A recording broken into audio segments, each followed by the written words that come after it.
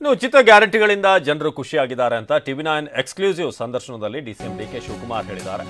ಜನರ ಬದುಕೆ ನಮಗೆ ಬಹಳ ಮುಖ್ಯವಾಗಿದೆ ಅಂತ ಟಿವಿ9ಗೆ ನೀಡಿದಂತೆ ಎಕ್ಸ್ಕ್ಲೂಸಿವ್ ಇಂಟರ್ವ್ಯೂನಲ್ಲಿ ಡಿಸಿಎಂ ಡಿಕೆ ಶಿವಕುಮಾರ್ ಈ ಹೇಳಿಕೆಯನ್ನ ಕೊಟ್ಟಿದ್ದಾರೆ. ನಮಗೆ ಜನರ ಬದುಕು ಮುಖ್ಯ, ಜನರ ಬದುಕೆ ನಮಗೆ ಬಹಳ ಮೇನ್ ಪ್ರಿಯಾರಿಟಿ. ಉಚಿತ ಕರೆಂಟ್, ಮಹಿಳೆಯರ ಖಾತೆಗೆ 2,000, ಹೆಣ್ಣು ಮಕ್ಕಳು ಬಸ್ನಲ್ಲಿ ಉಚಿತವಾಗಿ ಪ್ರಯಾಣ ಮಾಡುವಂಥದ್ದಿರಬಹುದು, ಯುವಕರಿಗೆ ಉದ್ಯೋಗ, ರೈತರಿಗೆ ಬೆಂಬಲ ಬೆಲೆ, ಇಡೀ ರಾಜ್ಯಕ್ಕೆ ಭಾಗ್ಯ ತಂದಿದೆ ಇದು ಅಂತ ಡಿಕೆ ಶಿವಕುಮಾರ್ ಟಿವಿ9ನ ಎಕ್ಸ್ಕ್ಲೂಸಿವ್ ಸಂದರ್ಶನದಲ್ಲಿ ಈ ಬಗ್ಗೆ ಮಾತನಾಡಿದ್ದಾರೆ. ನಮ್ಮ ಯೋಜನೆಗಳು ರಾಜ್ಯಕ್ಕೆ ಭಾಗ್ಯ ತಂದಿದೆ ಅಂತ ಡಿಕೆ ಶಿವಕುಮಾರ್ ಹೇಳಿದ್ದಾರೆ. ಜೊತೆಗೆ ಎಲ್ಲಾ ದೇವಸ್ಥಾನಗಳ ಹುಂಡಿಗಳು ಕೂಡ ತುಂಬಿ ತುಳುಕ್ತಾ ಇವೆ.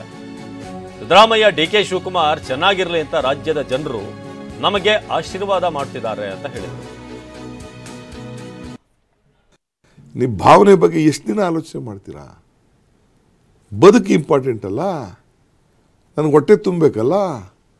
ಫ್ರೀ ಕರೆಂಟು, 2,000 ರೂಪಾಯಿ ಅಕೌಂಟ್ಗೆ, 10 kg ಅಕ್ಕಿಗೆ, ಹೆಣ್ಮಕ್ಳೆಲ್ಲ ಫ್ರೀ ಬಸ್ಸು, ಯುವಕರಿಗೆ ಉದ್ಯೋಗ, ರೈತರಿಗೆ ಒಂದು ಸಮರ್ಪಕವಾದಂಥ ಬೆಲೆ, ಬೆಂಬಲ ಬೆಲೆ. ಒಂದು ಕಡೆಗೆ ಭಾಗ್ಯಗಳ ಮುಖಾಂತರ ಆ ಲಕ್ಷ್ಮಿ ಈ ಲಕ್ಷ್ಮಿ ಅಂತ ಘೋಷಣೆ ಮಾಡ್ತೀರಿ, ಎಲ್ಲೋ ಒಂದು ಕಡೆಗೆ ಈ ಬೊಕ್ಕಸಕ್ಕೆ ದರಿದ್ರ ಲಕ್ಷ್ಮಿ ಆವರಿಸ್ಕೊಂಡ್ಬಿಟ್ಟಿದೆ. ಅಯ್ಯೋ, ಭಾಗ್ಯದ ಲಕ್ಷ್ಮಿ ಬಾರಮ್ಮ ಅಂದಂಗೆ ಇಡೀ ರಾಜ್ಯಕ್ಕೆ ಭಾಗ್ಯ ಬಂದಿದೆ.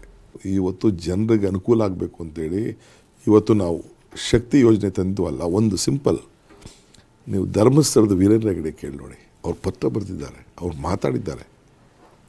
ದೇವಸ್ಥಾನ ಫುಲ್ ಆಗ್ಬಿಟ್ಟಿದೆಯಂತೆ, ಉಂಡಿಗಳೆಲ್ಲ ತುಂಬ್ತಾ ಇದೆಯಂತೆ, ಜನ ಎಲ್ಲ ಬಂದು ಸಿದ್ದರಾಮಯ್ಯನವ್ರಿಗೆ ಡಿ ಕೆ ಶಿವಕುಮಾರ್ ಒಳ್ಳೇದಾಗಲಿ ಅಂತ ಅರ್ಚನೆ ಮಾಡ್ತಾ ಇದ್ದಾರಂತೆ.